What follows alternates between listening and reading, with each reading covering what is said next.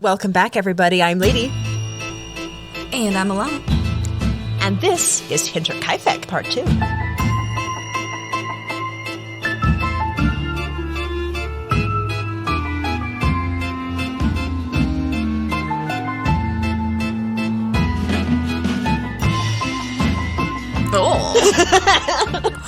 So she did the twist on us, so I was not ready. I did. I done the twisting. I did the twisting of the thing. Because this is a twisty case. It's very twisty. It has taken a lot of twists and turns, and I am for sure ready to hear the rest of this. Tell me what happens! Yes. Well, in true Spookery Part 2 thing, let's quickly recap what we've been going over. And then we will segue straight into our horribly, terribly spooky story. I'm also going to say there is going to be warning of description of injuries because I am going to be talking about their autopsies, and it's a mass murder. Specifically, it's an axe murder. So the injuries are a little bit brutal. So just keep in mind, but when we get to the autopsy section, I'll also say, like, if you don't want to hear about the injury, please skip ahead. But we're also going to talk about that. So if you're listening to this one and you haven't listened to Part 1, please do not. Please kindly go back an episode and listen to Part 1 because I'm going to tell you this is not going to make a lot of sense and you're not going to get the full story because the Part 1 is very important to the story. It's the whole setup. The whole setup. It's the whole context. And you know I let that context be. Yeah. So let's talk about Part 1. Yes. So Part 1, I talked a little bit about our victims of our mass murder. I talked about the Gruber family, who is Andreas, Cecilia, Victoria, Cecilia 2, Electric Boogaloo, and Josef.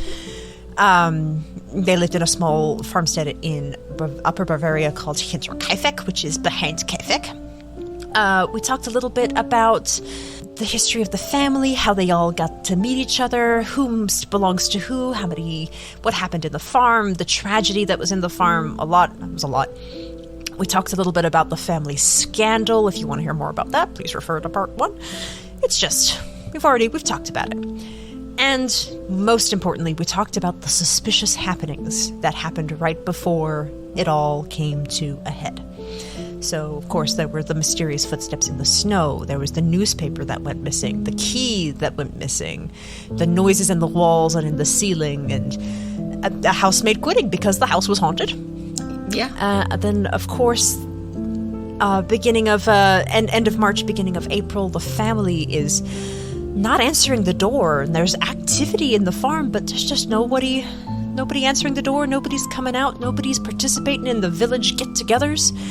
So, of course, 3 poor soul neighbors go and investigate the farm, and we ended right when they opened the barn and got the smell of decay. So, let's pick up right where we left off. Yes, please. So, inside the barn were 4 bodies. Andreas Gruber, who was 63 years old. Cecilia Gruber, who was 72 years old. Victoria Gabriel, who was 35, and Celie Gabriel, who was 9. All 4 bodies were stacked on top of each other and then covered with hay. Oh. All 4 had severe bludgeoning to the head. Oh. So, Lorenz immediately begins moving the bodies. Okay. And Michael and Jacob are like, "What are you doing? Yeah. Do not." And they were like, we found something spooky. We should call the police. Like, let's not do that. He immediately starts moving the bodies? Immediately starts moving the bodies. The other 2 neighbors are like, "Don't do that." And Lorenz turns and looks at them and exclaims, "I'm looking for my son." What? Remember, Lorenz is the alleged father. Yeah, you're right. But it's weird for him to acknowledge it now. And kind of throughout history, he kind of swings both ways. He's very quick to be like, "I'm not the father," and then like the next week he'll be like, "Yeah, that's my son," and then the next week he's like, "No, that's not my son." Yeah. And this is a kind of a thing. And of course, when you see, especially the woman that you were courting, Victoria's in this pile. Yeah. You see her, you see one of her other kids. I think that's very normal, that your natural response is, there's the fifth body of the family is in this pile, and I need to know. Yeah. I need to know if my one connection to this family is here. So I do kind of understand this grief manifests in a, and like if I saw my family like stacked in a pile and covered, I 100% 100% move those bodies because I just needed to know. Yeah. Like at that point I would not be thinking reasonably. But it's also suspicious. It's also very suspicious, but I can understand both sides. And I understand why the suspicion swings one way, but I can also understand why it doesn't swing that way. So, well, I'm pretty swung. You're allowed to be. This is the beauty of the story. So, but it is confirmed Lorenz did move the bodies. But when asked about it, he simply exclaimed, "I'm looking for my son." Yeah. Joseph was not in the barn. So, I've looked at the floor plans of Hinterkaifeck, and I've told you about this before. All of the buildings are connected, and some of them have these internal tunnels. So there's the main house, there's the stables, there's this barn, and then there's another connecting barn that kind of creates this L shape. So they're in the barn that's connected via the stable. So it's house, stables, barn. They're in that barn. So Lorenz, after moving these bodies and not finding his son, he's like, I need to get into those stables. I need to get in the house. Yeah. So immediately that door, no problem. They open that door inside the stables, and then inside the stables is the family dog. Oh. Frightened and very, very minorly injured, but alive. Okay. Also inside the stables is a cleaned pickaxe. Oh, okay. Just keep that in mind. Specifically, they just noticed how clean it is. They open it up and they're like, wow, here's a dog and a disturbingly clean pickaxe. Yeah. It was made mention. It was like pristine. And we'll talk about it in a bit, but it was noticed that there was an out of place pickaxe inside the stable, and it was very clean.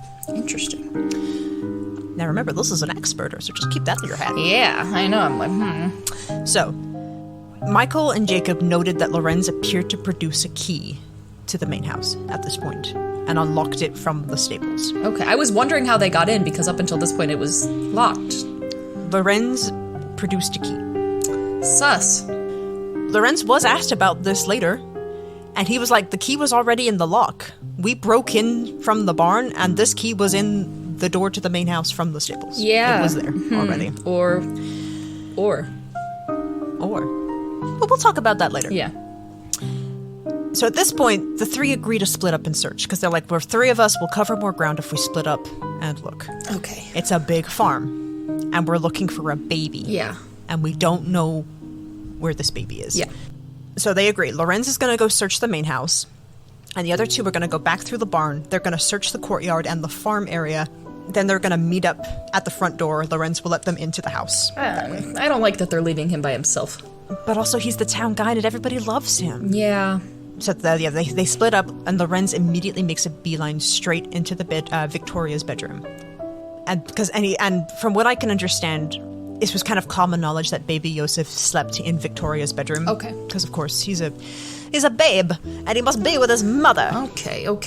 He enters the bedroom, and inside the bedroom is a stroller covered with one of Victoria's skirts. Okay. It's kind of pulled up to cover what's the contents of the stroller. Lorenz removes the skirt and reveals baby Joseph dead, killed with a blow to the head. So everyone's been killed in the same way. Exactly the same way. All of them died with a blow to the head. Lorenz then goes back to the front of the house, lets the other two men in through the front door, and they search the rest of the main house. The three then found Maria in the maid's quarters.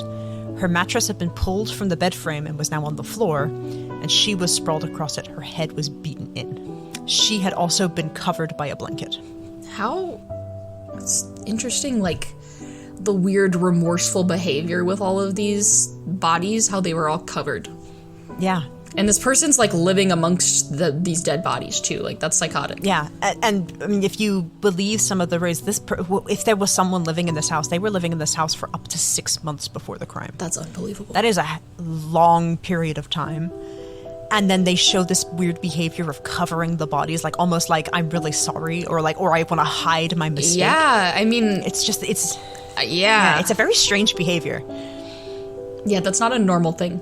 So during this initial search as well, it was also noted that the animals were really well cared for, and the kitchen had been used to make food recently. So someone had been using their kitchen.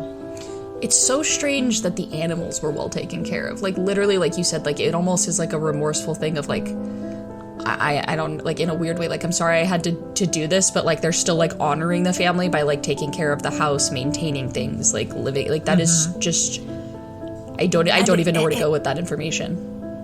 And it is a strange behavior, too, because not only, like, they were living in the house 6 months before, but you'll find out that this person was living in this house right up until the bodies were found. Yeah, like, literally, like, as they were about to get caught. This is 4 days of living with corpses. Yeah, living with people that they have murdered, and just living in that house with these beaten-in corpses, and just taking care of the farm, cooking in the kitchen, almost like pretending that nothing was wrong. It's such a strange behavior. And, like, lightly skirting other, like, townsfolk that are, like, coming by. Like, they know that, like, this guy's, like, outside singing, and this person is just, like, huddled inside making lunch and just, like, waiting for them to leave or something. Like, I don't even know. Or, like, hanging out with the dog in the barn, and then they see them leave for a minute. They come out and, like, scurry into the house real quick. Like, what is even, like... That is so creepy that there's just this person lurking in the shadows as people are just, like, going about their day normally in this town. That's the creepy part, is literally just this shadow person. And it almost, it's just like a strange combination of circumstances. Like, if the groupers were, like, a little bit more friendly, if they had better rapport with the people in town, would someone have come in that first day? Yeah. Would that person have been caught? Would, like, there are so many variables, and, like, what would have happened if the groupers had left? If they did have somewhere to go, or if they had checked up with a neighbor and been like, hey, like, our house is heckin' haunted. There's something in our attic. Can we stay here for a bit until we, like, burn the house down? I don't know, maybe. Yeah. Like... And it's like there's so many variables, and, like, it's not the groupers' fault. And no one ever, nobody ever asked to be murdered. No. I truly think that there was nothing that they could have done. Yeah. But it's such a strange. It's such a strange, like series of history. Yeah. Yeah. And it's like, it makes you wonder: were they a victim of their circumstance, or were they chosen because of their circumstance? You know what I mean? Like. And that really does depend on whichever suspect you land on. Yeah. Because there was a bunch of, like, circumstances where they were targeted, and there were others it was just like they drifted in and they were like, yep, this will do. The other part that I'm having a really hard time wrapping my head around is were 6 people in this house, right? Because the family's 5, and then there's the maid. 5, and then the housemaid, yes.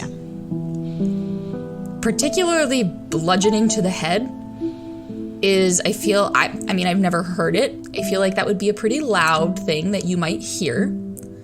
How does one murder an entire family of 6 without...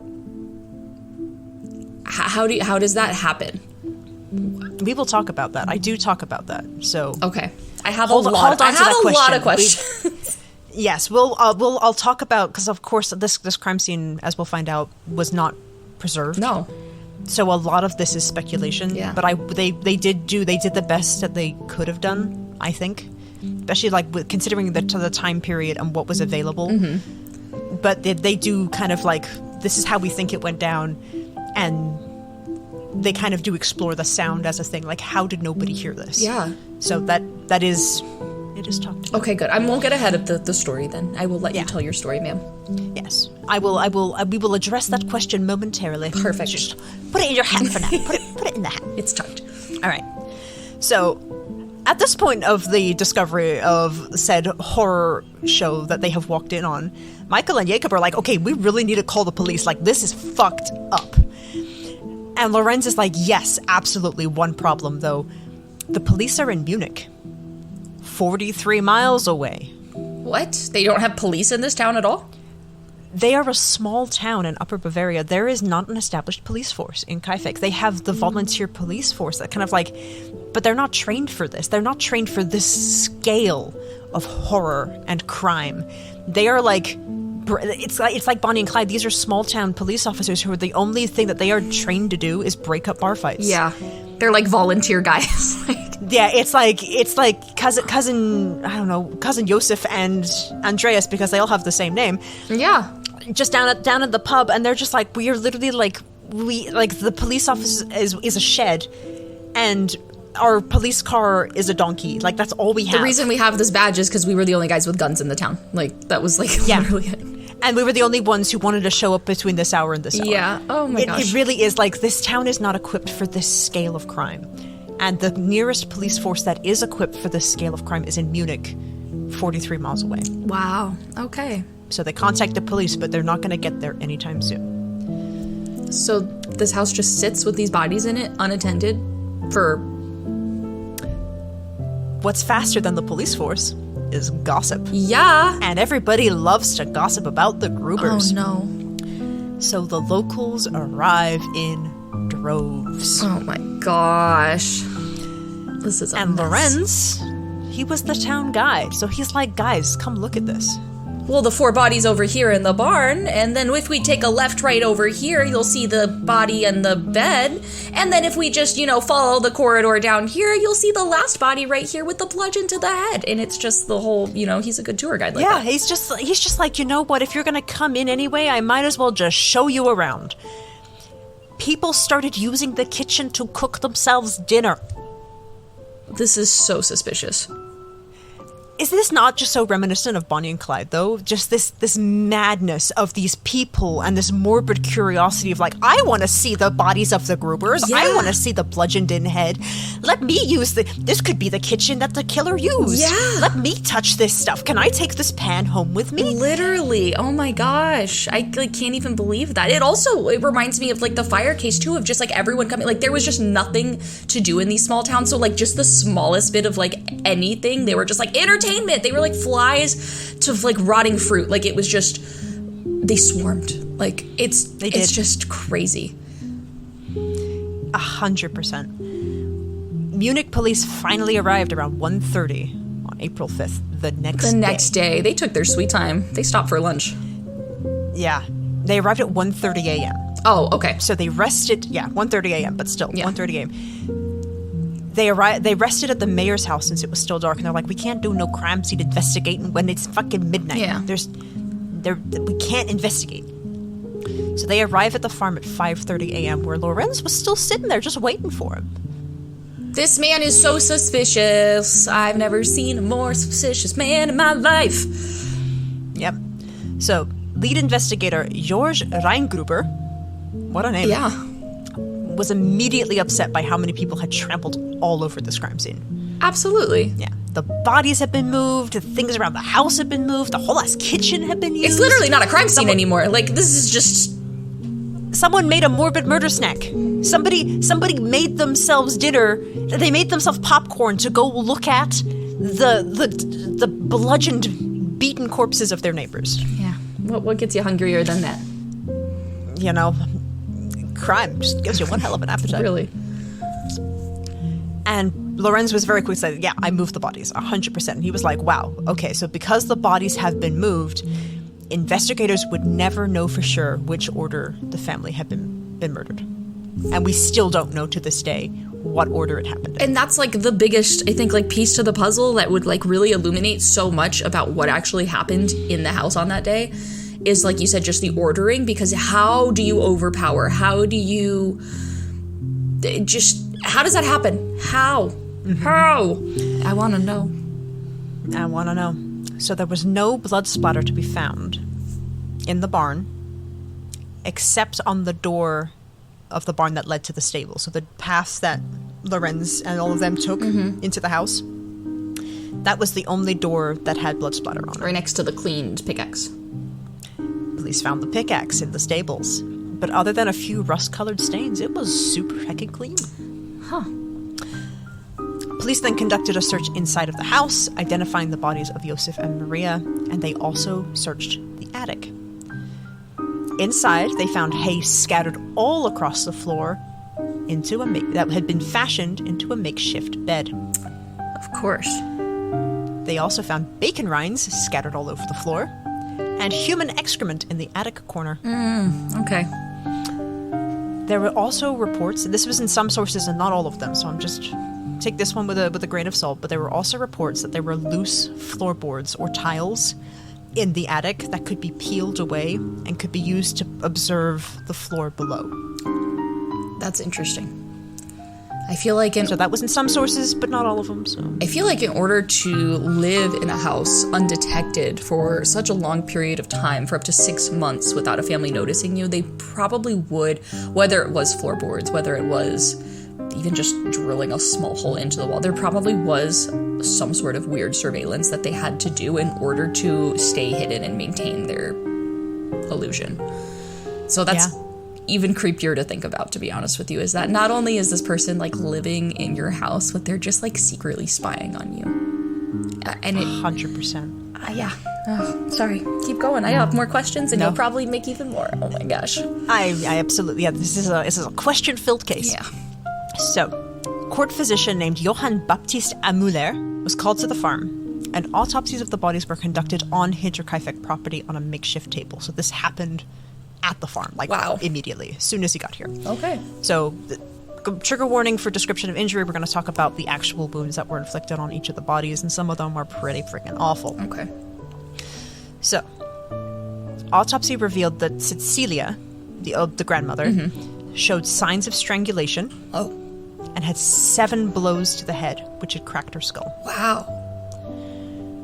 Andreas was covered in blood, and his face had been ripped apart.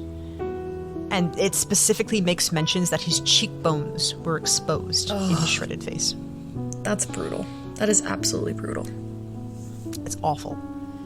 Victoria's skull was smashed, and she showed 9 star-shaped wounds on the right side of her face, as well as being hit severely with a blunt object. Wow. Celie, baby Cecilia, her lower jaw had been shattered, and her face and neck were covered in large, gaping wounds. Celie was also revealed to have clumps of her own hair in her hands. So her fists were bald, and she had her own hair in clumps in her hands. Oh. As well as bare patches on her head. This indicated to investigators that she had been alive for hours after the attack and laid beside the bodies of her own family, tearing her own hair out. That's probably one of the worst things I've ever heard. This poor kid. Yeah, that's just... I can't even imagine how, like, that is just hell on earth. Yeah. Celia is by far the worst, so... Yeah. That's yeah. Wow. Yeah. Baby Yosef. He'd been killed by a singular blow to the face. Jesus. So the star-shaped... Well, these wounds. What is making these star-shaped? What is it? What we think? We'll get to that. Don't read ahead. We're almost got there. Questions. I got so many questions. I know.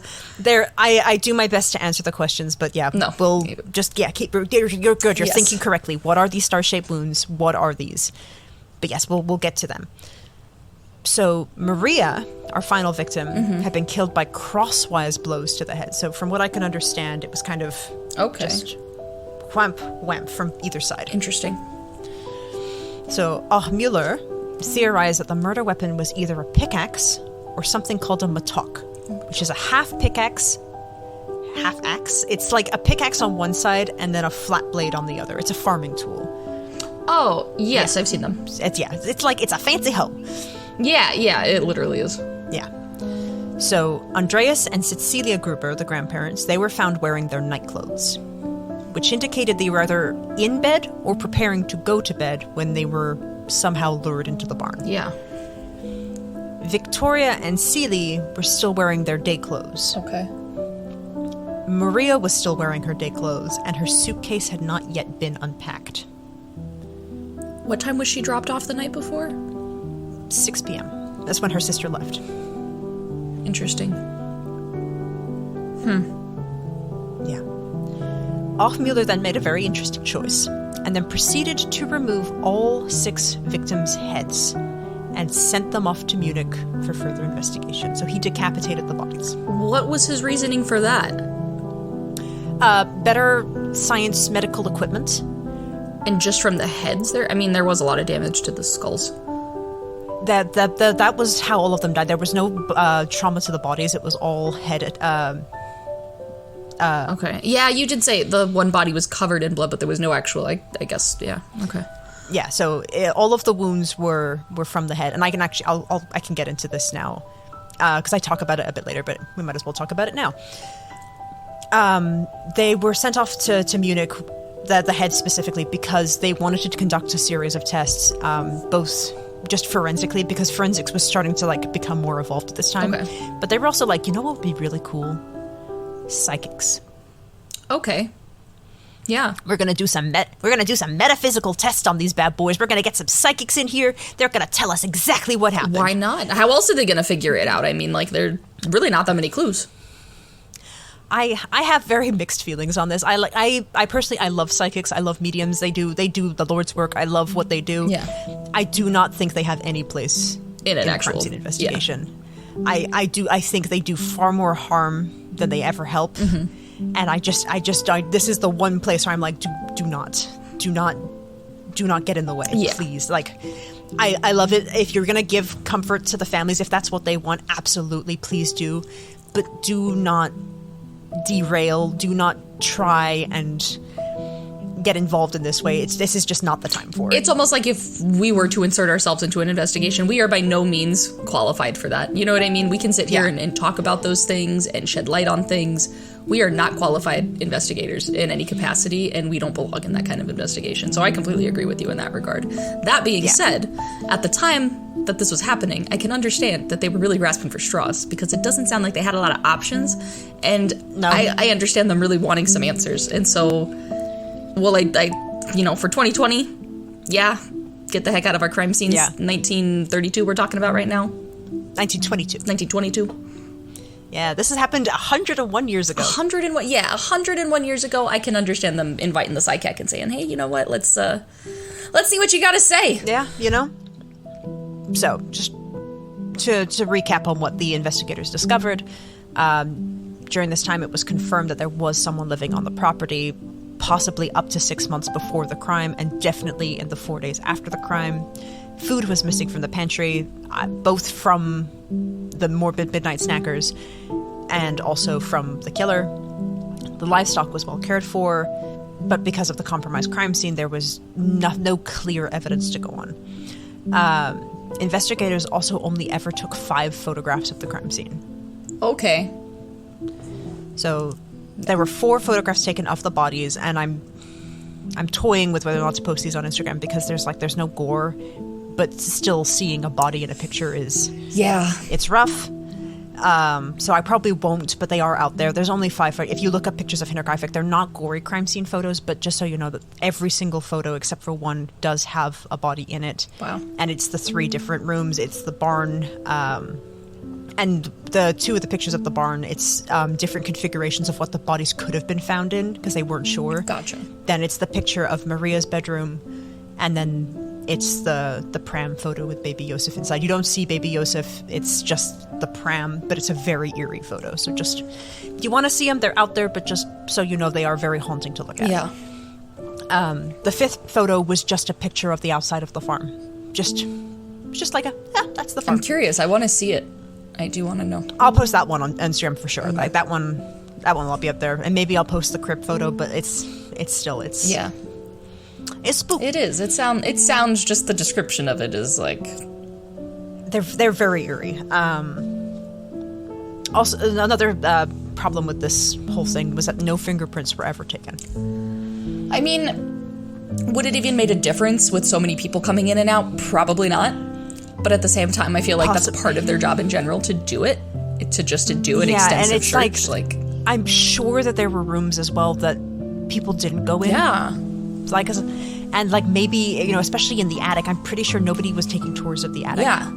That scene was pretty untouched, so like that probably would have been very, very viable. Even trying to do it on the murder web, I know that it has been wiped clean or whatever. You know what I mean? Like, there's certain things that I just feel like, why not just let's do it on some of the door handles. Let's do it on some of those surface areas where, I don't know, just for funsies. Let's just, why not? Because it couldn't hurt. Yeah. And they were reprimanded for this later, because fingerprinting also was very common at this time. So this wasn't like, oh, it's new technology, we're not sure if it's going to work out. Like, no, fingerprinting was actually like pretty regularly implemented at this time, even if it was the 1920s. Yeah. So It's very shocking. So, like, shame on you.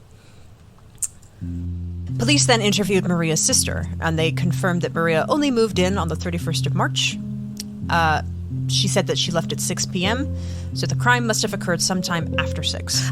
I know that we were discussing, like, the time that it happened, and it probably did, like you said, happen that night, considering, I know, older people usually go to bed a little bit earlier. Younger people usually stay up. She's probably, like you said, getting a tour of the house. The young kids are running around, showing around, and the parents are probably just, like, going up, you know, like, all right, we're going to get ready for bed. We'll see you tomorrow. Yeah. And then some weird shenanigans happened.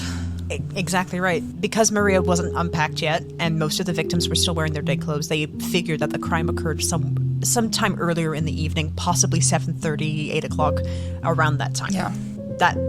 It's a guesstimation. Also, based on the investigation, it is presumed that Victoria was the first victim. She's kind of like the accepted victim number 1.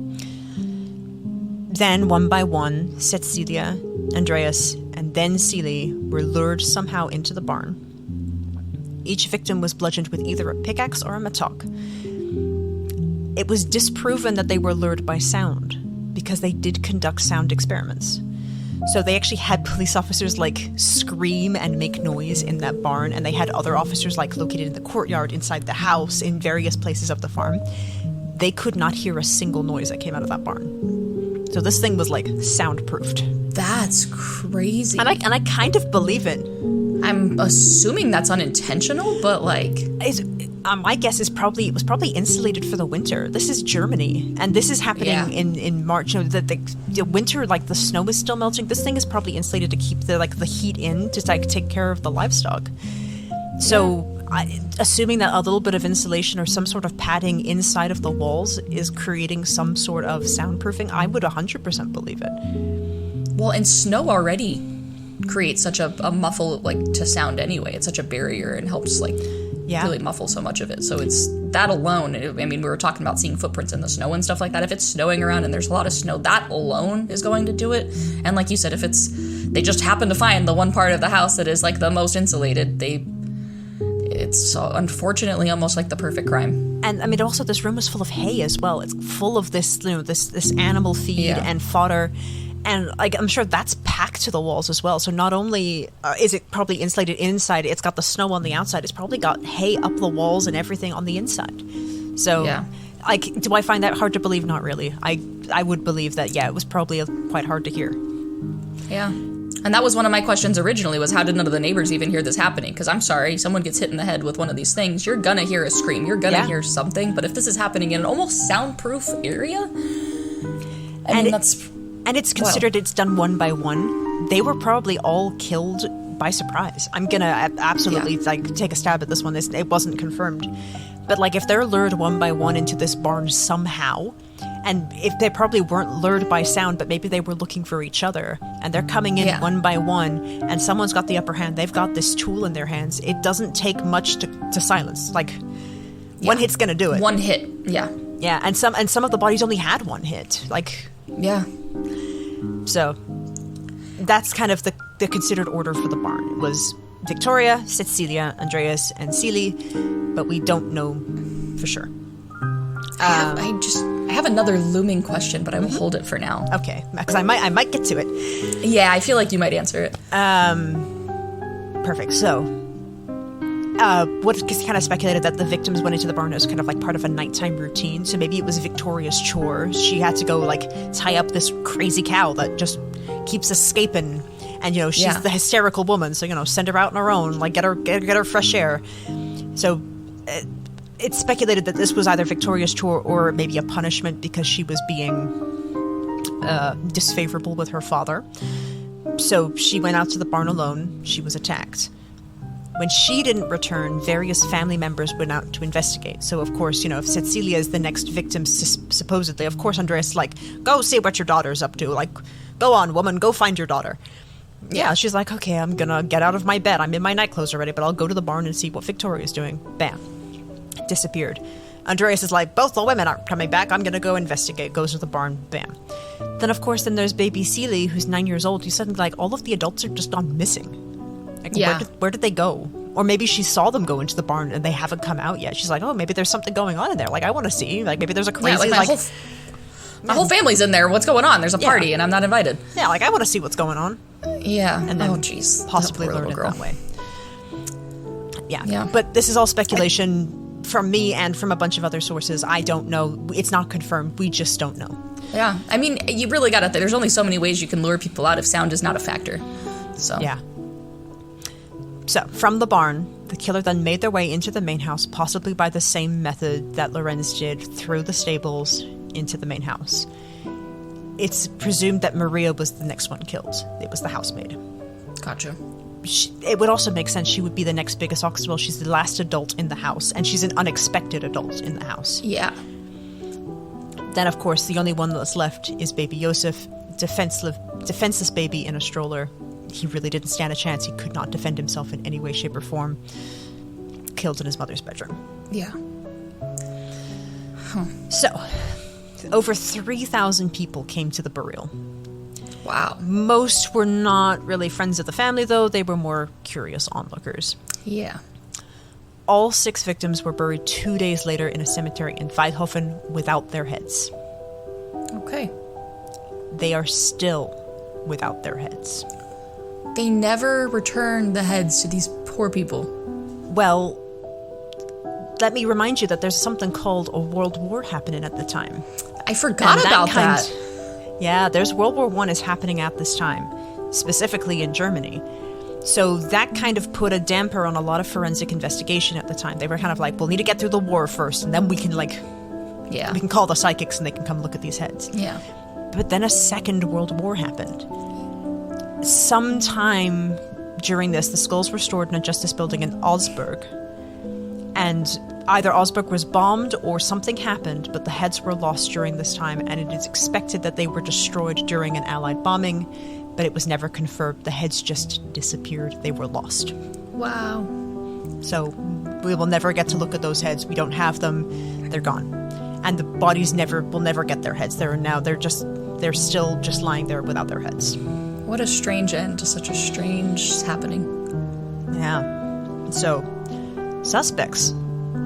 Let's talk about suspects. Yeah, I think we all are putting a pretty heavy finger right now at one suspicious I would say neighbor. One of us is pointing a finger at a suspicious neighbor, but we'll get into it. Hey, I'm talking about me and our Spookery listeners right now, okay? It's me. It's they me might not be. They might not be with you on this one. No, Who they're knows? on my Let's side. see. Tell them, chat. Let's talk about it. So, over 100 suspects were questioned. How do they have 100? 100 suspects, because the groupers were a family that people had a lot of disagreements with.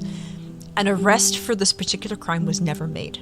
Wow. No one was specifically arrested for the murder of Hinterkaifeck. A lot of people were kind of detained, but no one was ever arrested. Okay. 1 year after the murders, the Hinterkaifeck farm was demolished. That is very unsatisfying. As it was being demolished, however, the police were called to the scene. What did they find?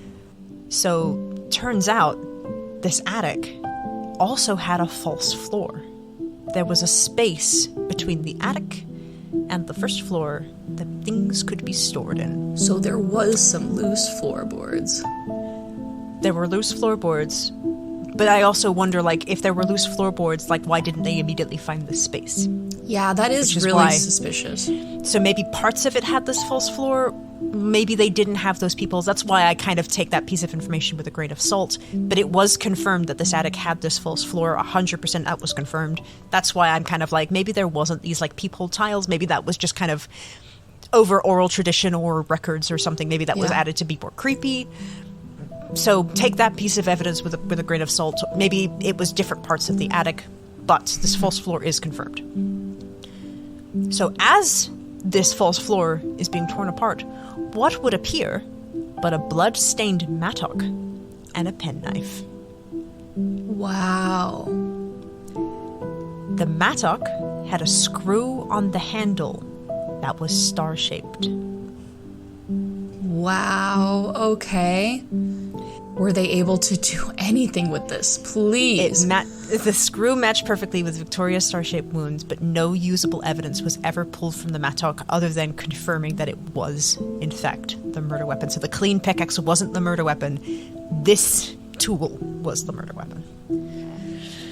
But they never got any fingerprints off of it. They never got any other viable evidence off of the mattock. And nothing else was found in this crawl space, or this, like, hidden floor? Just the mattock and a penknife. And the penknife is kind of, it's a weird piece of evidence. In some suspects, it was like, they stole a penknife, they bragged about having a penknife, and in others, it's like, they knew that the penknife was there, but it was never found, and it was like, it's kind of a weird one where it's like a he said, she said, so they did find a penknife in this false floor. But do I believe that it has any significance to the crime? Maybe the killer just really liked it. But I don't think it's something to accuse someone of murder over. Yeah. So, let's talk about our favorite suspects. Yeah.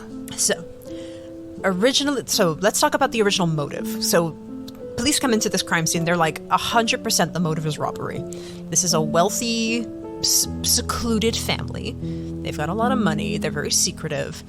So, chances are, someone came into this house and they were like, we want your money, give us your money. However, inside the house, large amounts of money were found. Untouched. So that kind of dashed that theory really quickly. They're like, no, actually, robbery ain't it. Yeah. Because they were really quick. They were also like, let's blame the vagrants and the drifters of Kaifeck. It's 100% that let's just grab a random person off the street. Like, you took the money. Yeah. But the money was never stolen. So let's talk about your favorite suspect. Yes, please. Tell me why it wasn't him, but I want to believe it is.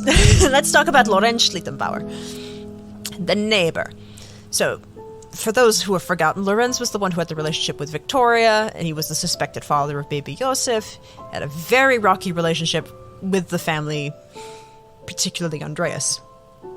He was a farmer, so he knew how to care for animals. So the livestock being cared for kind of makes sense. He was also the one to discover the bodies and had a very strong familiarity with the farm. He was able to navigate it. He knew, like, which doors led to which doors. He was also able to give tours of said crime scene. Yeah. So, Lorenz was also one to tamper with the bodies. And the other two men who were with him, as well as the police, were very quick to say, hey, he's behaving really strangely. Specifically, like, he knew exactly where to find the bodies when they were being discovered. He was also apparently very blank. And he was also kind of, like, very numb to the situation. But I also know that that's also a sign of grief. And especially if he cared about Victoria or Josef in any way, shape, or form. Yeah. Like, grief manifests in all sorts of weird ways. And, of course, you're going to feel feelings that you don't know how to feel. And maybe, like, his way of grief is, like, I'm the tour guide of the village. I've just lost two people that I cared about to some degree. Yeah. He's going to go into work mode. I went, like, when I've gone through grief, I've gone into work mode 100%. So I get it. And of course, like, someone's like, he's not bawling, he's not screaming, he's not crying for these people. Like, they're like, oh, he's acting weird. But, like... But also, I feel like they would have noted that he was acting weird if he had done those things, because they'd be like, hey, you didn't care about these people that much. Why are you crying? Like, yeah. So I think no matter what he would have done in this situation, it would have been looked at as suspect. But that being said, I am still suspect of him. Fair. So let's talk about covering bodies. That's a very personal thing. You know, when you cover bodies, it usually says, like, either I have a connection with this person, or I feel some sort of remorse for this person, or I don't want to, like, kind of face what I did. I don't want to look at it. Yeah. And of course, if he knew this family, he was acquainted with this family, been spying on this family, of course, like, he has this connection to this family. Of course, it would make sense if he killed them. Of course, he would want to cover them. He's like, I'm sorry, like, especially baby Josef and Victoria. And if Victoria was the first victim and baby Josef was the last one, it's an incomplete crime scene. Of course, he's going to feel like, I need to just cover this, like, cover my mistake, because I didn't do this. It was incomplete. So it also is very interesting to note as well that the majority of the family was together, but the baby was left by themselves, and so was the maid, because the maid is not part of the family at all, and baby Josef would have been someone who is, like, kind of part of the family, but not really. So if this was him that did this, he might have, in his own weird way, wanted to leave him by himself instead of putting him with because he's like, he's my son. Maybe. But it's also like, if he had spared baby Josef, like, suspicion would immediately fall on him. Be like, why was the baby spared? Yeah. Because it's someone who has this connection with this child, so maybe it was that, like, to make sure, like, I'm not suspected, I gotta do it this way. Possibly. Yeah. it's a very strange situation. Family dog also apparently acted strangely toward him, clearly more afraid of Lorenz than the others. So, and the dog was slightly injured. It had a small wound over one of its eyes, but it was fine. It was just like a graze. Yeah. But of course, if a dog is struck, it's going to remember the person that struck it. Absolutely. So, there's that to consider. And I mean, if this dog was in the barn as this attack is taking place, like maybe the dog tried to defend the owner in some capacity, and that's how like it got hurt, like you said, and now like he kind of knows the dog because he's been living next to it, so the dog is like scared of him now, but also knows who he is. Like that's a weird relationship to have with the dog. Can you not tell that I'm very convinced that it is Lorenz? So every time we talk about this evidence, I'm like, yes, it ties directly to him. No, 100%, and I understand completely, because this is 100% what I believed it was too. When I went into this research, I 100%, without a doubt in my mind, was like, it's this man. Yeah, it's this man for sure. Yeah. But there was one piece of evidence that was really bothering me, and I couldn't rationalize it in my head. And as soon as I kind of came to the conclusion that I can't rationalize this one piece of evidence, the rest of it kind of fell apart for me. And the piece of evidence that really bothered me was the newspaper. The very first piece of evidence, this Munich newspaper, the March 1922. Why would Lorenz have this newspaper? He never went to Munich. There was no record of him traveling to Munich. Yeah. If he's the neighbor, if he's in this town, if he's this town guide, if he's this figurehead of society, people would have immediately been like, that's so weird. Lorenz was just in Munich. Mm-hmm. Especially when they were quick to start blaming him a little bit later. Like 100%.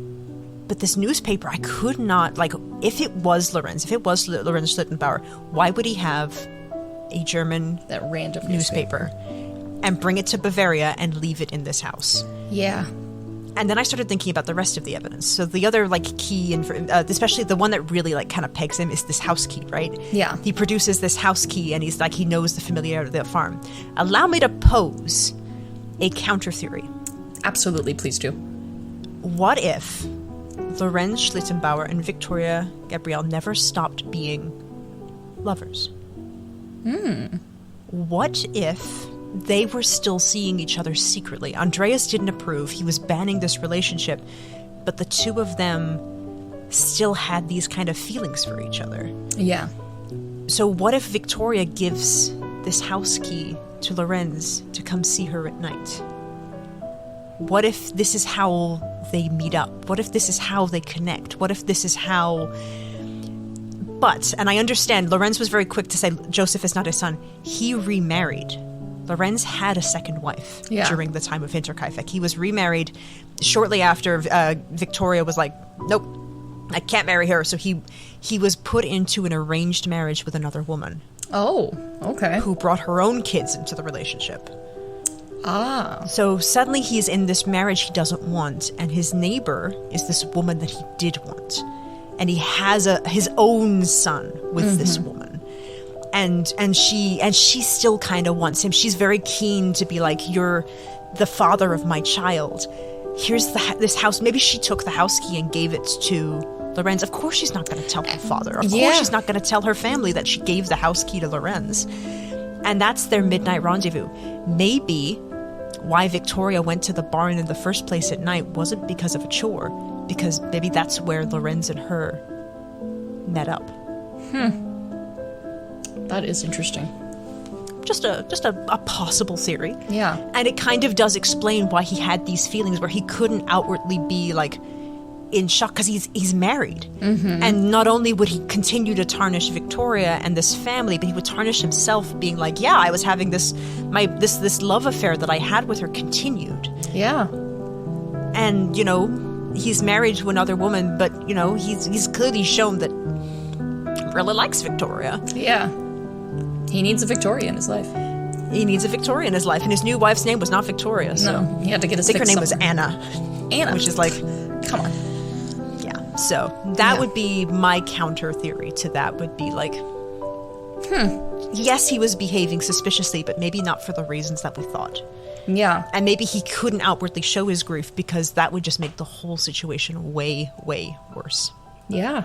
I mean, that is a pretty plausible theory, and especially one that really does fit the narrative at the time that they were in. I mean, all of the evidence is there for that, and I think, like you said, the biggest thing that really does make him as a suspect fall apart is really that newspaper at the end of the day. Like, that really, I had kind of completely forgotten about that, to be honest with you, because it really was the first piece of evidence that we introduced, and from there it was all just very circumstantial. There's stuff in the snow, footprints in the snow, there's a house key going missing, things, that all, like, a neighbor really could do. He could have found a way to get back to his house without leaving. I don't know, like, he is right there. Like, I don't know, but that really is one where it's like, that cannot be explained. And I'm almost like some of this stuff that really leads to someone living in the house for 6 months up and 4 days after. Like, those footprints in the snow, they very well may have been Lorenz's, but maybe that was him just going to the barn to meet up with Victoria, and then he spent the night. Exactly. Andreas found the footprints, didn't see them leaving, and he's like, oh, that's so weird. Because he hadn't left yet. He's in the barn with Victoria. Still in there, yeah. And like you said, the key going missing was just kind of Victoria sees all this other stuff going wrong in the house, and she's like, it's the perfect time. Oh, the key went missing. It just, along with all these other things happening in the house, and she just like passes him the key real quick. No one will know right now. And all of the reports of the weird stuff happening, and I cannot stress this enough, all of the reports of the weird things happening in the house were Andreas telling the story to neighbors. Yeah. The rest of the family didn't have a say in it. Andreas was the mouthpiece of the family, so of course he's going to tell the people his perspective of the weird stuff. Yeah. And maybe Victoria and Lorenz are having this affair. They're meeting each other in this barn. But Andreas doesn't know about it, so he's just like, here's just a clump of weird stuff. And the neighbor's like, yeah, that's all connected. And maybe it wasn't. Maybe it wasn't. So we need to discuss more of your theory then of them having a secret relationship. Where is his current wife during all of this? Where is Anna? Did she go to Germany and get this newspaper? Is that a possibility? Possibly. I didn't look much into Anna because she really does not come up in this story. And possibly, yes, she might have gone to Munich, but why would she bring a newspaper back with her? I don't know, because she needed something to read while she was sitting in their house for hours. I don't know, waiting for her husband. Possibly, but then why would Lorenz bring it into the house with him? No, well, the wife is the one, Anna is the one that snuck into the house because she was sitting in their house waiting to see if Lorenz would come over to be with Victoria. So it was a whole thing. So you think Anna was inside the Gruber house? Yeah. But then, surely, like, if she's waiting inside the Gruber house, would Andreas know that she's there? She's like, I'm looking for my husband, or is she the one in the attic? She's the one in the attic. You think the wife is the one in the attic? She's just hosting a stakeout in the Gruber's house, waiting for her husband to come over to see if he's having an affair.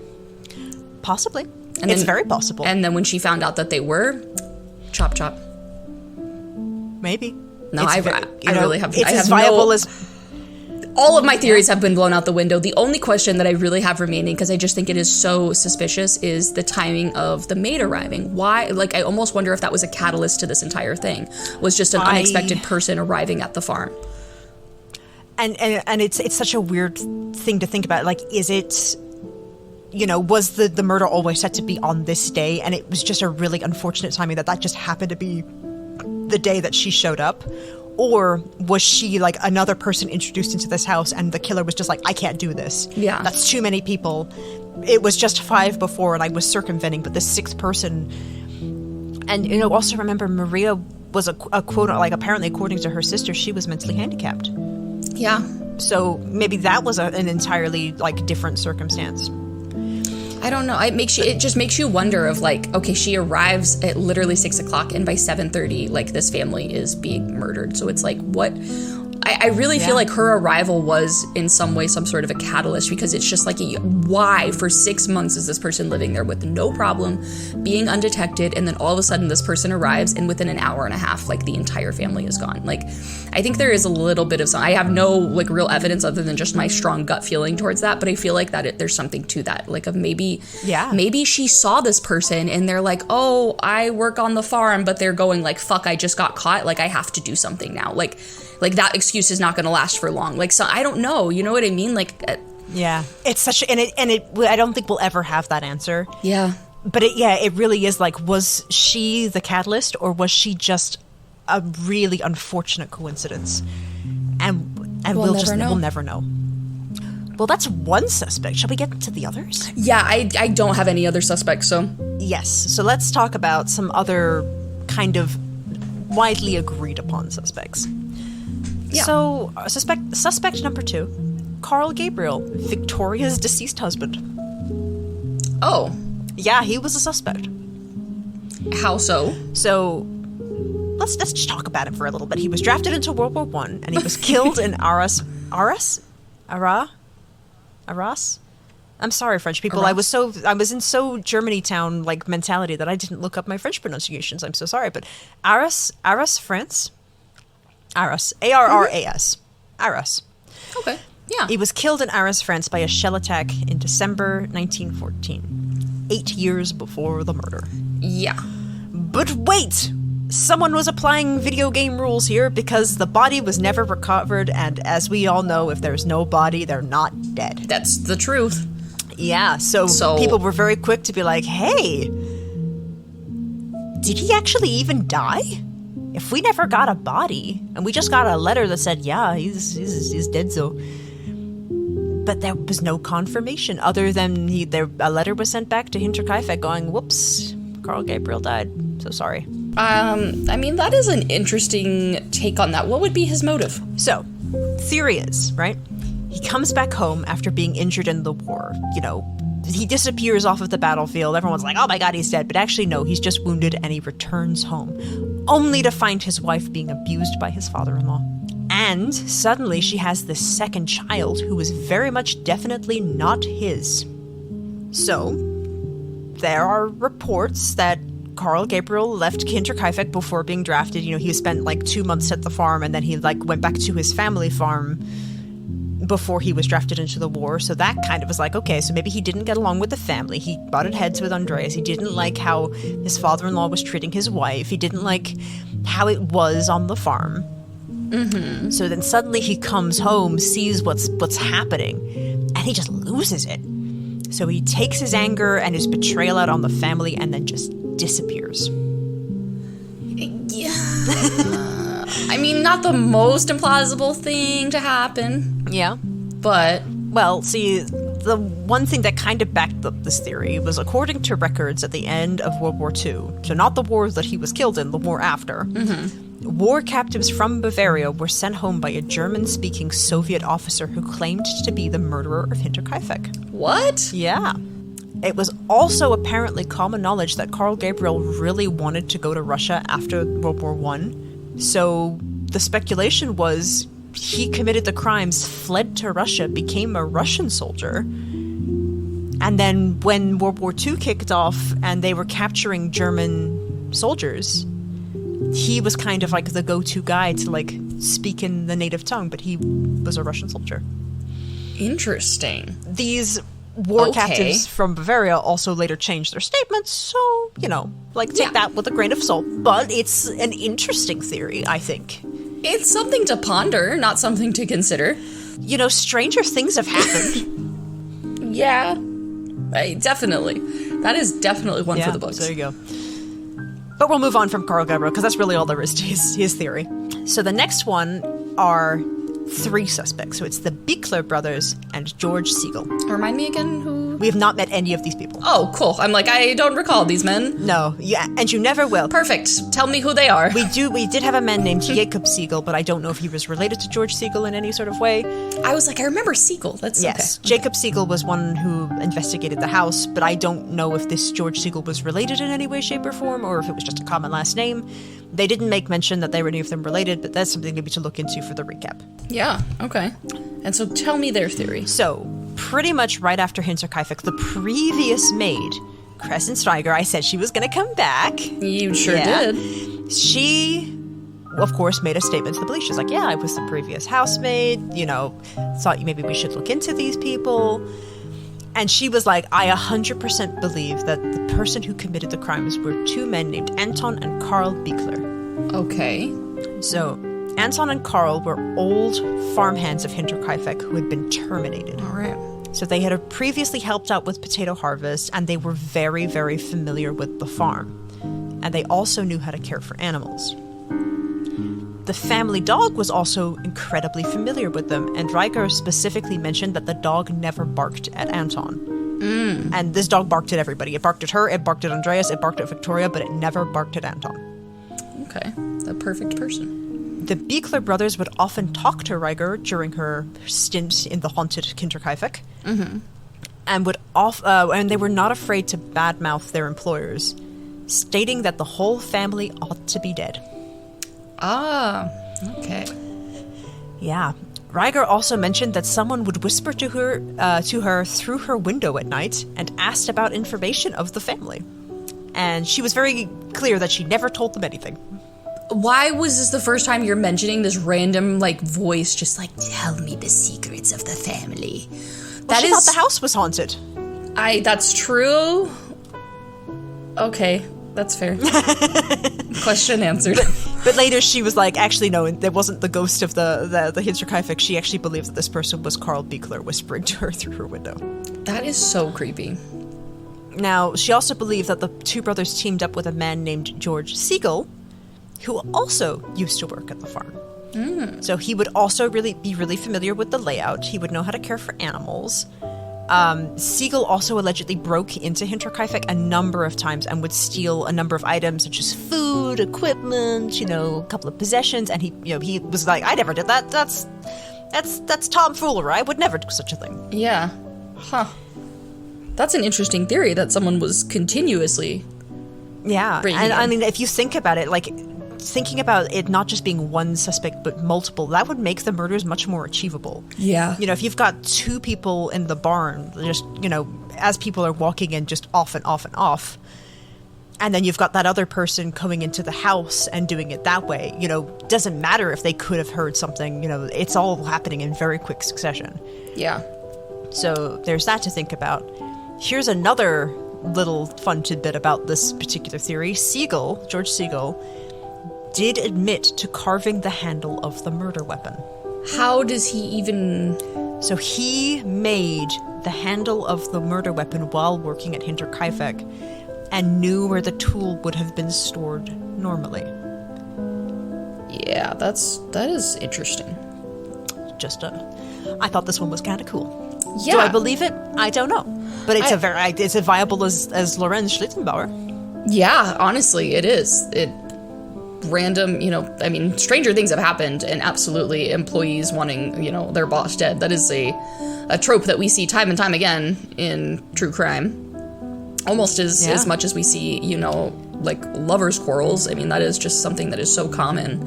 And especially just in a time period where it seems like, they just had the opportunity, and, what the heck was anyone going to do about it? Yeah. So. And I think as fun as the whimsy and the mystery of Hinterkaifeck, being able to sum it down to 3 disgruntled ex-employees, as it kind of ruins the illusion and the mystique of Hinterkaifeck, but it's just as viable, and, it's possibly very probable. Like, it was just 3 people who were like, I don't like this family and I want them dead. Yeah, we know about the house. We feel like they owe us more than they gave us, and let's go take what's ours. You know what I mean? Like some sort of like that, injustice story of like we're making the score even.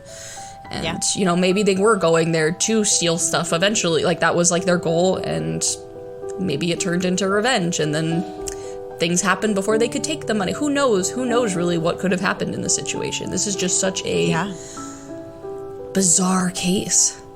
Yeah, and it really is like you kind of feel that compulsion. Like, I want it to be just as bizarre, but maybe it's not. But maybe it should be. But maybe it's not. So yeah. So moving into the future a little bit. Yeah. Out of the current suspects, in 2007, 15 students of a police academy in Fürstenfeldbruck, I really hope I said that right, examined the case using modern forensic techniques. So they took a look at Hinterkaifeck with everything that they had, the pictures, the lack of fingerprints. They analyzed every little piece of information that they had, and they kind of redid the investigation. Interesting. So I like that. They applauded the meticulousness of the original investigation, especially with all things considered, the police department being so far away, how much they trampled over it. But they were also really quick to criticize the lack of fingerprinting, which was commonplace at the time, and the small number of photos that were taken, as well as the loss of the heads, but that wasn't really in anyone's control. Yeah. They also concluded that the murderer or murderers could no longer be identified at the time, but all 15 students agreed on who they thought the murderer or murderers are. Real? All 15 of them agreed? All 15 of them agreed, but they refused to release the suspect or suspects' names out of consideration for their descendants. So, this police academy redid the research. They were like, we all agree that it's this person, but we're not going to tell you who it is, because they have living descendants. Wow. So, okay. Yeah. So there's that. So, I need to go see if... Yeah. So, our last suspect, which I thought this one was just kind of cool, and, you know, it's just as viable as any other one. So, in 2017, a father-daughter duo named Bill James and Rachel McCarthy James released a book called The Man from the Train. It was originally intended to bring light to an American serial killer named Paul Mueller, who was a German immigrant who was suspected of murdering a variety of families across the U.S. with an axe. Oh. So, he was originally identified as the sole suspect of an 1897 murder of a family in Massachusetts, and he led the police on a year-long manhunt. Oh, wow. An unsuccessful manhunt, I should say. They never caught him. Wow.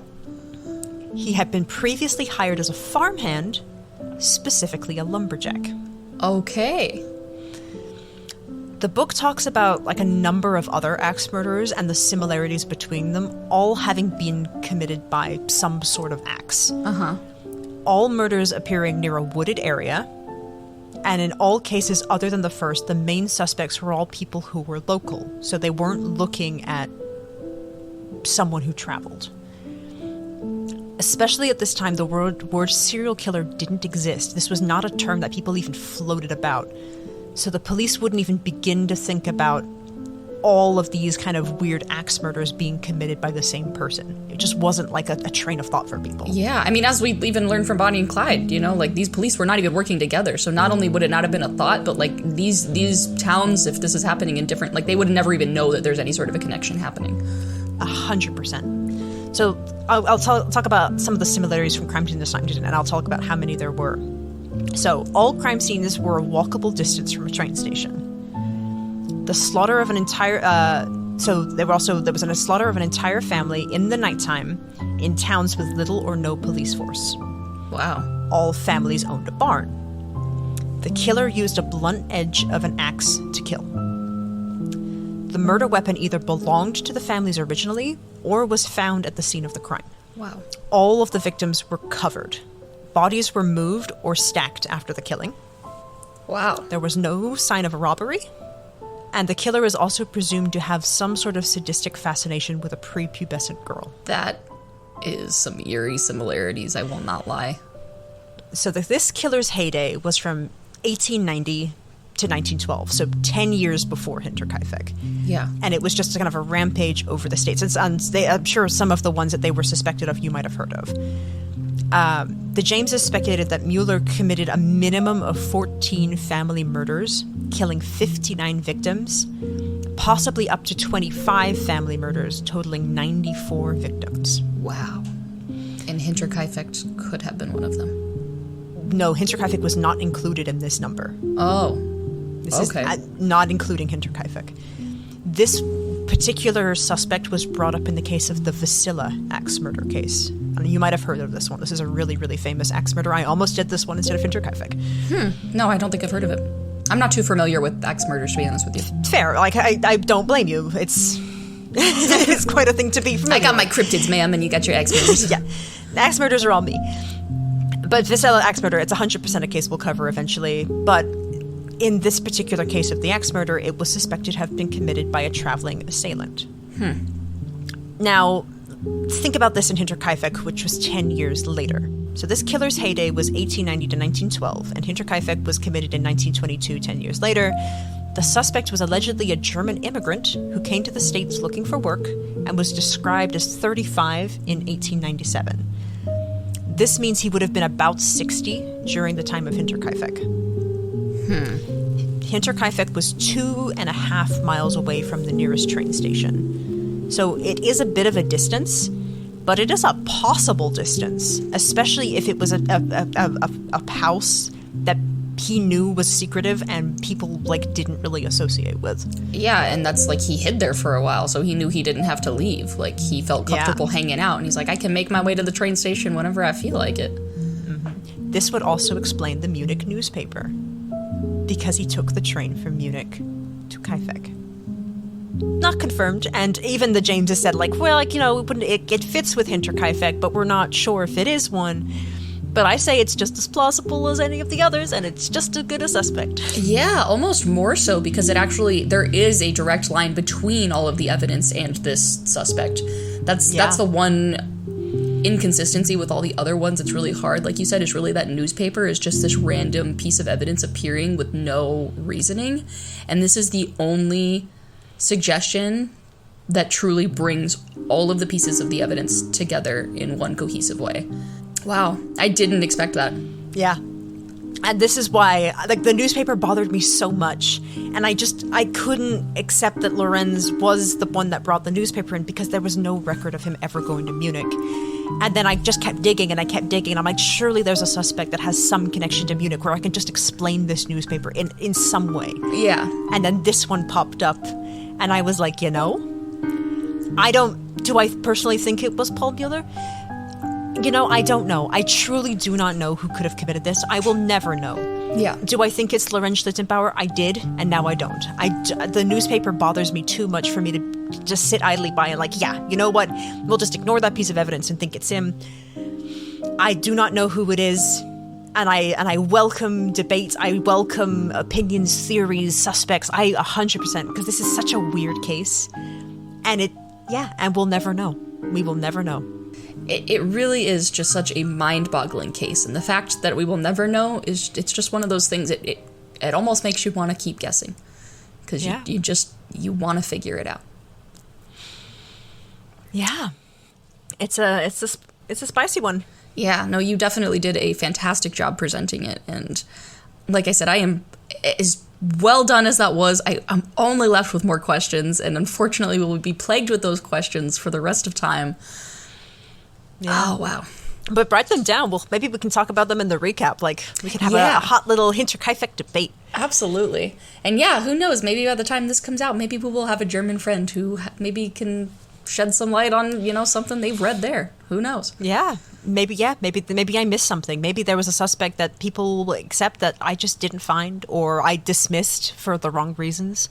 Because I only talk about, I think, 4 suspects during this, and there were hundreds, and some of them were, she said this and he confessed to this, and then this person came out but then they retracted, and then they did this, and then they did this, and he was just acting weird 2 days before, and I might have just didn't give someone the time of day, maybe, I don't know, but these ones stuck up to me, and I don't know who it is, and we'll never know. Wow. Wow. Well, ma'am, that was definitely not the mass murder I was anticipating for the story today. Yeah, I think I deliberately picked a saucy one. I think at the end of Bonnie and Clyde, I said I was going to pick a fun mass murder, which is such an awful thing to say. But I mean, it's different. It's a mystery. It's kind of a haunting at one point. It's a horror movie. It is. It's kind of got everything, really.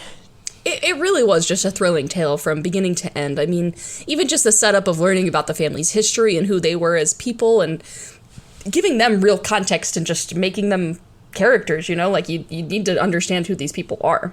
Yeah. I think that's the end of the story, right? Is you got to remember that everyone involved is a person.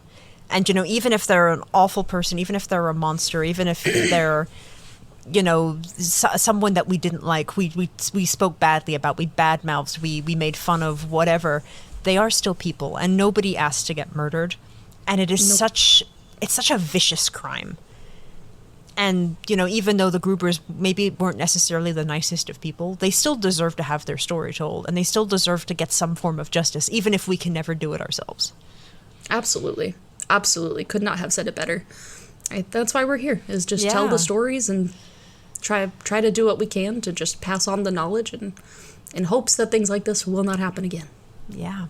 But I really hope that I could at least, like, kind of give you, like, that shadow of a doubt that it was Lorenz. Because, like, I don't know, something just doesn't sit right about that crime. And this is something that I really, really noticed going through all of my resources, is that every single resource was so quick to be like, it was 100% him. He's a sussy boy. And I mean, he is, undoubtedly. He is a sussy boy. 100% he's a sussy boy. But that, just because he acts strangely doesn't mean that we can just write off a whole murder and say that it's him, especially when there's that one piece of evidence, that one little shred of evidence that just doesn't add to the jigsaw. We have this when we were watching Only Murders in the Building, and, you know, we were throwing theories left, right, and center, and we were like, this makes sense, but what about this? And like, oh, maybe we can write that one off. That's a red herring. This is not. And then when the whole picture comes together, you're like, oh, okay. Not a piece is left unturned. Yes. And that really is, I think, like you said, the biggest thing with this is just there's so many inconsistencies that not one theory really fits other than the last one that you proposed. And it really is interesting. And that, at the end of the day, still could not be it. There could still be a myriad of other things that actually happened here. But it's just interesting. It's a wild case. It's a fun case, and I highly encourage everyone, just kind of look at this story, look at this case, look at this horrible crime that happened, and make your own opinions. Do your own research. Please look through my sources. Tell me if I missed something. Tell me if it's 100% Lorenz. Tell me if it's 100% Paul Mueller. Tell me if it's 100% suspect number 84 that I didn't even look at.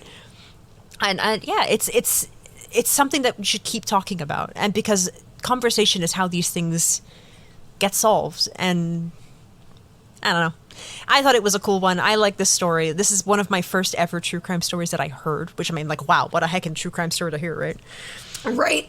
So, yeah, especially if you've never heard anything like that before, a way to get you inducted into, like, the true crime world. Like, what a story. Yeah. Hinterkaifeck was one of my first ones, my first case where I was like, oh, like, it's wild out there. So I'm really glad that I could share this story. I'm kind of shocked that it ended up at the length that it did, but I'm really proud of it. I really hope you guys enjoyed it, and just thank you for coming on this wild journey with me. Absolutely. Thank you for bringing us on this journey, lady. This was a story, like I said, I have heard the name Hinterkaifeck before, but I don't think I actually knew this story at all. I think the only piece of information from this that I actually recall hearing at some point in my life was the footprints in the snow with nothing leading away, but I never would have been able to tell you where it came from or why. But now actually having the full context to that story only makes it creepier. It sure does. I don't know if I wanted to know. No, but I'm really grateful that you told this story. I think our Spookery listeners are really going to enjoy it just as much as we enjoyed talking about it and telling it and just going through this together. Yeah. And I think it really set the mood for our stories next week, where we're going to be even discussing more theories. Because our whole topic is conspiracy theories. I cannot tell you how excited I am for your conspiracy theory. As you can probably tell from today, I love this shit. I love being able to just pick apart pieces of evidence and go, it could be this, but it could be this, and this makes sense, but this would also make sense. I cannot wait to go on this adventure that you are setting up for us as we speak. And I cannot wait to just, I don't know, butt heads and bounce ideas with you all over again. It's going to be another long one, and it's going to be another unsolved one where we're going to list case after case after case of unsolved things and crazy stuff that happened, and then we're going to just talk about all the different theories of what could have happened. So it is going to be a very fun time. I'm very excited for the case. I love it. I'm so I'm shivering in my blanket. I'm so excited. But with that being said, I'm also very excited to see what you, Missy, get for your next topic. I know. I feel weirdly enough, like this Hinterkaifeck felt like it took so long. I feel like I haven't had a new topic in a very long time, which is not true. I just got one. Yeah, this was very recent. This was very recent. I think Bonnie and Clyde and then Hinterkaifeck on top of each other is just kind of like, I've just got this weird void, so I'm very keen to spin my wheel and figure out what my next case is. And please, Spookery Spirits, please give me something that isn't horrible and gory and gruesome. I'm like, give me a hoax or a cover up or haunting, or give me what else is on this wheel. You already got cursed object. I did. I can't do that one again. Not this again. Season. I don't know. Maybe I could do a cult or a fire or. I need something like...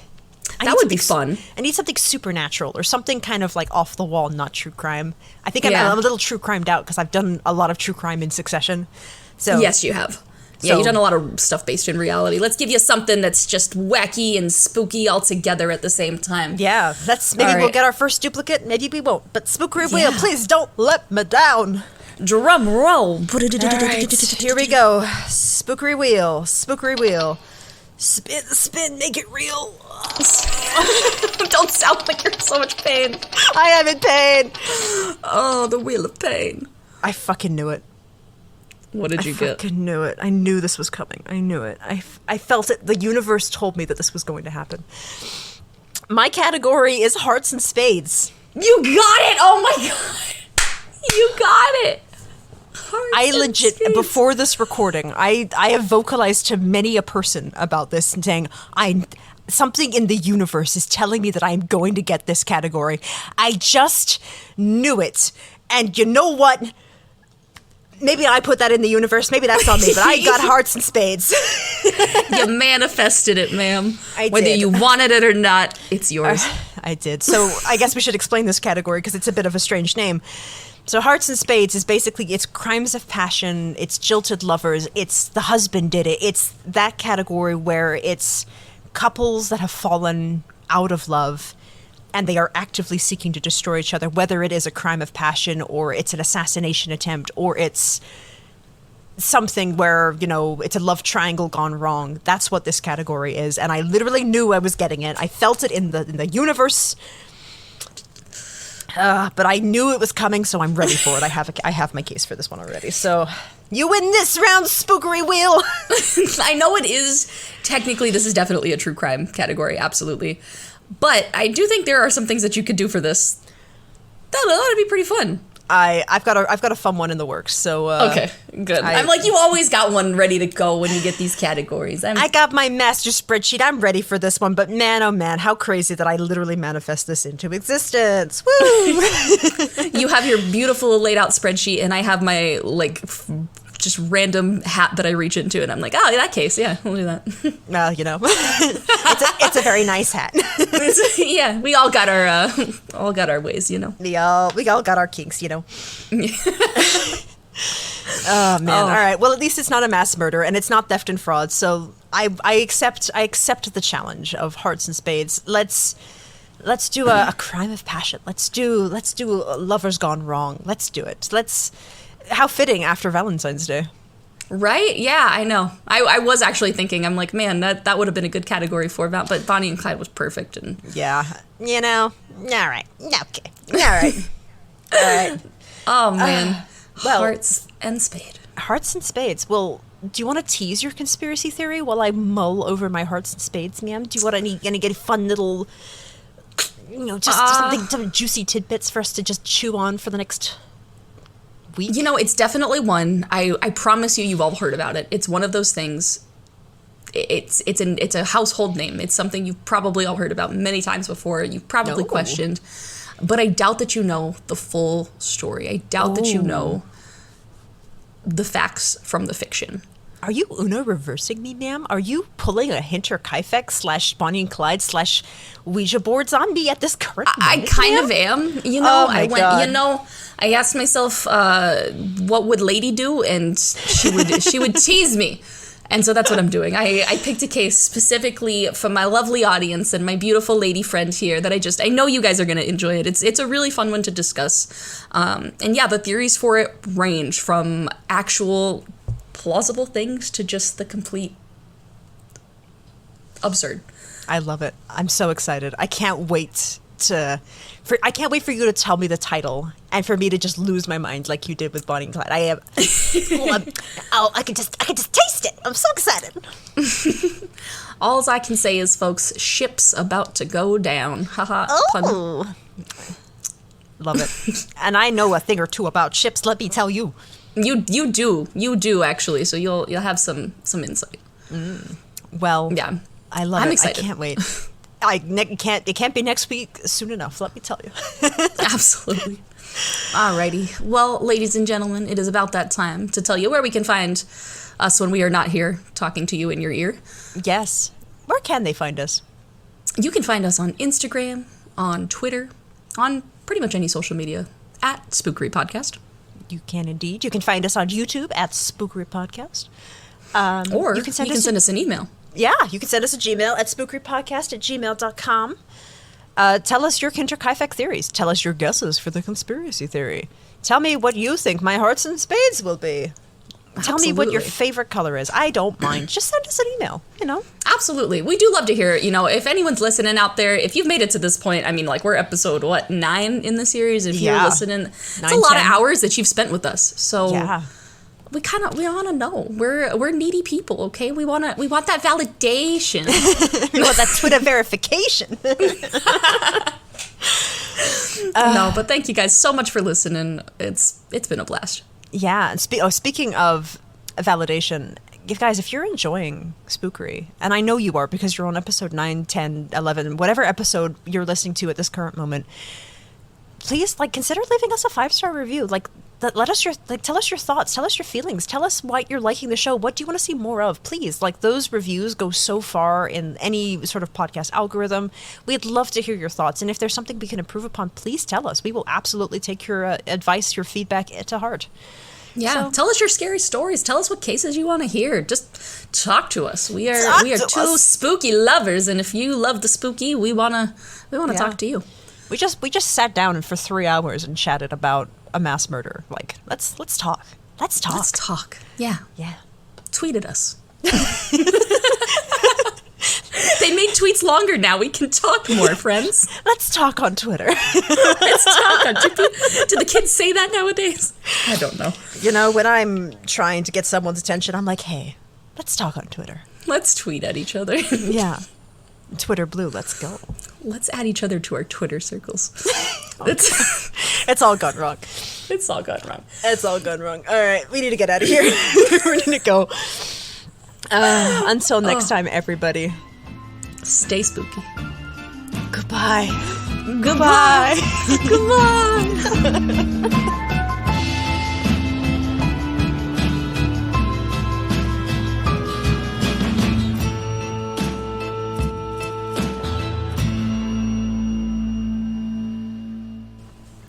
That's the story about Amari. Wouldn't you like to know?